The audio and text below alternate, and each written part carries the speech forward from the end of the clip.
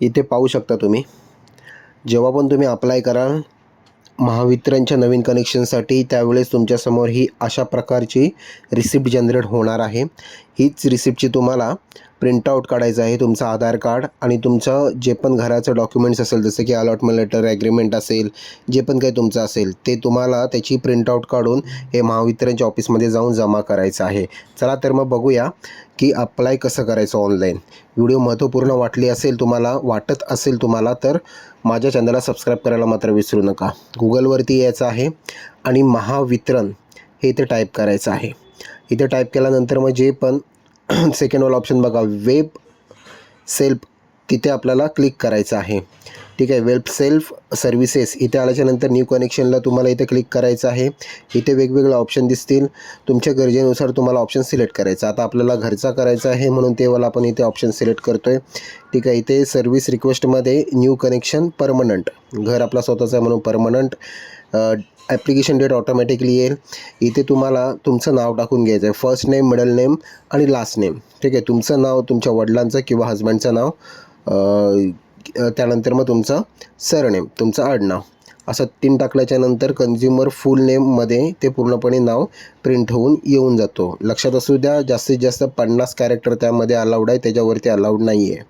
ऑक्युपेशनमध्ये जे पण तुमचं असेल, सर्व्हिस करते, बिझनेस करते, ते टाकायचं. कास्ट कॅटेगरीमध्ये जर तुम्ही SC ST वगैरे असाल तर त्याचं तुम्हाला कास्ट सर्टिफिकेट डेटा अपलोड करायचं आहे. जेंडर सिलेक्ट केल्यानंतर ओपन असेल तर तुम्हाला काही टाकायची गरज नाही आहे कुठलाही सर्टिफिकेट.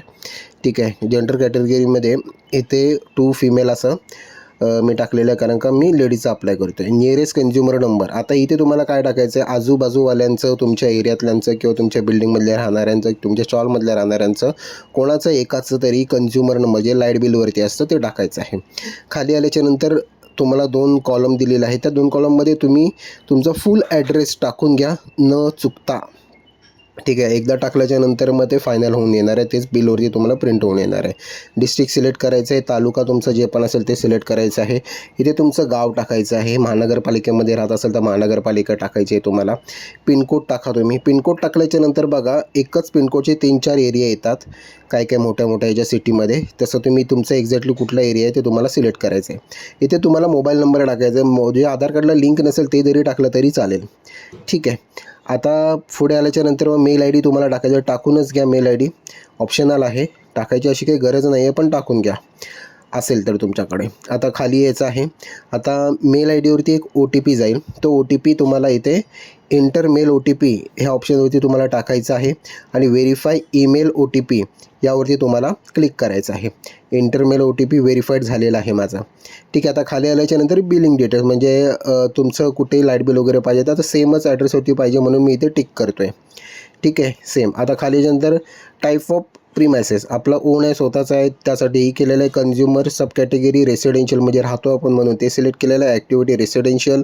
आता ॲक्टिव्हिटी बघा, ग्रुप टाईपमध्ये मी ग्रुप हाऊस केलेला आहे आणि खाली मी बिल्डिंगमध्ये राहतो म्हणून मी ते रेसिडेन्शियल हाऊस अपार्टमेंट चॉल्याला सिलेक्ट केलेलं आहे. तुम्ही तुमच्या गरजेनुसार तुम्ही सिलेक्ट करा. खाली आल्याच्यानंतर 3 जे ऑप्शन आहे ते तुम्ही वाचून घ्या आणि नोवरती मी क्लिक केलेलं आहे. मोस्ट प्रॉब्ली तरी नोवरतीच असतं ते. आणि कनेक्शन लोड हे तुम्हाला इथे क्लिक करायचं आहे किंवा त्याच्या बाजूला बघा ब्ल्यू कलरचं आहे, please click here to load calculate, त्यावरती क्लिक करून पण देखील तुम्हाला समजेल. मी 0.78 केलेलं आहे. ठीक आहे, ते खाली आल्याच्यानंतर मग आधार नंबर टाकायचा आहे आणि जनरेट OTPवरती क्लिक करायचं आहे. आता जनरेट OTPवरती क्लिक केल्यानंतर मग तुमच्या आधार कार्डच्या नंबरवरती 6 अंकी एक OTP येईल. तेच OTP तुम्हाला इथे एंटर करायचं आणि व्हेरीफाय OTPवरती तुम्हाला क्लिक करून घ्यायचं आहे. आता इथे व्हेरीफाय झालेला आहे आपला OTP, त्यासाठी आपल्याला आता ओके ह्या बटनावरती क्लिक करायचं आहे.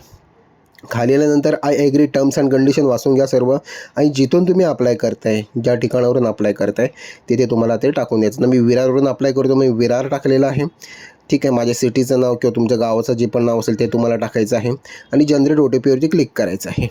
ठीक आहे, आता हा OTP तुमचा जो अगोदर मोबाईल नंबर टाकला होता त्यावरती येईल. आधार कार्डला नंबर लिंक होता त्याच्यावरती नाही. दोन्ही पण सेम असेल तर सेमच मोबाईल नंबरवरती तुम्हाला OTP येऊन जाईल. हा 6 अंकी नंबर टाकल्याच्यानंतर OTP नंबर टाकल्यानंतर सेव्ह या बटनावरती क्लिक करायचं आहे. थोडा वेळ घेतो, कधी कधी लॉग आउट होतो, पुन्हा लॉग इन करायचं आहे तुम्हाला. ठीक आहे, ॲप्लिकेशन ID नंबर हा कॉपी करून ठेवा. कधी लॉग आउट झालं तर पुन्हा लॉग इन करा सेम प्रोसेसला आणि इथे कॉपी करून घ्या आणि ओके या बटनावरती क्लिक करून घ्या. अशा प्रकारे मी आता ओके बटनावरती क्लिक केलेलं आहे. आता इथे application will be cancel if mandatory documents are not upload. बघा, डॉक्युमेंट्स तुम्ही 15 दिवसाच्या आतमध्ये अपलोड करणं गरजेचं आहे. नाही केले तर ते ॲप्लिकेशन ऑटोमॅटिकली कॅन्सल होऊन जाईल. ठीक आहे. आता हे बघा, ही आपली रिसिप्ट कन्झ्युमर इन्फॉर्मेशनची आलेली आहे. त्यामध्ये ॲप्लिकेशन ID आहे, तुमचं नाव, तुमचा ॲड्रेस, तुमचं मेल ID, तुमचा मोबाईल नंबर, हे सर्व A to Z डिटेल्स यामध्ये देण्यात आलेले आहेत. हे पूर्णपणे तुम्ही वाचून घ्या. ठीक आहे. जे पण काय असेल ते आपला वोल्टेज किती काय असणार आहे ते सर्व तुम्ही वाचून घ्या आणि अपलोड डॉक्युमेंट्सवरती आपल्याला पुढे जाऊन क्लिक करायचं आहे. सर्व इन्फॉर्मेशन आपली ओके असेल तर.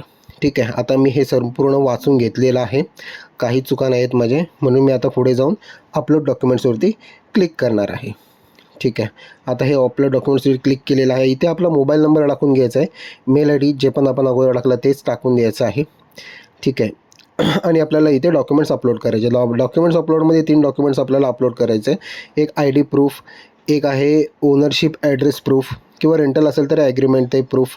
ठीक आहे. ते तुम्हाला टाकायचं. टेस्ट रिपोर्ट फॉर कनेक्शन, हे तुम्ही तिथे कन्सेंट फॉर्मला देखील फॉर्म क्लिक करून तुम्ही देऊ शकता, किंवा तुमच्या महावितरणला जाऊन जेव्हा तुम्ही हा ॲप्लिकेशन द्यायला जाल तेव्हा ते सांगतील कन्सेंट फॉर्म कसं करायचं, किंवा रिपोर्ट टेस्ट कसं कोणाकडून घ्यायचं. आता माझ्या म्हाडामधून मी केलेलं म्हणून मला सांगितलेलं आहे की रिपोर्ट टेस्ट हे तुम्ही म्हाडातून घेऊन या. ठीक आहे. आता इथे मी ID प्रूफमध्ये पॅन कार्ड अपलोड केलेलं आहे.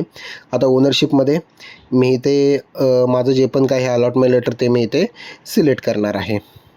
आता हे अलॉटमेंट लेटर मी इथे सिलेक्ट करत आहे.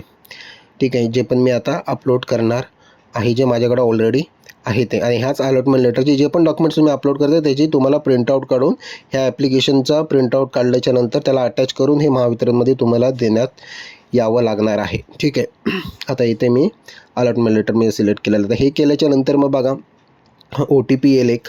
ठीक आहे. आता हा OTP तुम्हाला इथे टाकायचा आहे आणि सबमिट या बटनावरती क्लिक करायचं आहे. हे OTP कधी येईल, जेव्हा ॲप्लिकेशन नंबर तुम्ही टाकाल, तो कॅप्चा आहे तो टाकाल, त्यानंतर मग तुम्हाला OTPवरती क्लिक करायचं आहे. OTPवरती क्लिक केल्यानंतर बघा ही अशा पद्धतीची एक रिसिप्ट टाईपमध्ये ड्राफ्टवाली तुमच्यासमोर पॉपअप होऊन जाते. आता ह्याला डाउनलोड करू शकता, पण ते प्रॉपरली डाउनलोड होत नाही. त्याची प्रिंटआउट कशी काढतो मी तुम्हाला नंतर सांगून देतो. ठीक आहे. आता इथे तुम्हाला पेमेंट करायचं आहे जे पण तुम्ही अप्लाय केलं आहे त्याचं. ठीक आहे. ॲक्सेप्ट टर्म्स अँड कंडिशनला क्लिक करायचं आहे आणि पे नाव यावरती तुम्हाला क्लिक करायचं आहे. ठीक आहे. अशी विंडो तुमच्यासमोर ओपन होईल, जिथून तुम्हाला पेमेंट करायचं आहे. आता पेमेंट 3 टाईपने तुम्ही करू शकता, क्रेडिट, डेबिट आणि UPI. आता UPI सर्वात इझीस्ट वे आहे, तर UPI सिलेक्ट करायचा. आता मी UPI QR यूज करते, म्हणजे QR स्कॅन केलं की आपण डायरेक्टली अप्लाय करू शकतो. ते सबमिट बटनावरती क्लिक केल्याच्या नंतर मग इथे पाहू शकता अशा प्रकारची विंडो ओपन होते. तर UPI QR करायचं सिलेक्ट आणि पे नाव या बटनावरती क्लिक करून टाकायचं आहे. मित्रांनो, व्हिडिओ महत्त्वाची वाटत असेल तर सबस्क्राईब करायला मात्र विसरू नका. ठीक आहे. आता इथे QRचं स्कॅन करून माझं पेमेंट मी अशा पद्धतीने केलेलं आहे. आता पेमेंट केल्यानंतर मग प्रिंट रिसिप्टचा ऑप्शन येतं आहे, पण इथून प्रिंट डायरेक्टली स्पेसिफिक प्रिंट त्याची निघत नाही आहे. ठीक आहे. तर ह्याच 4ही जे पण काय बॉक्सेस आहेत त्यांची कशी प्रिंट काढायची मी तुम्हाला सांगतो.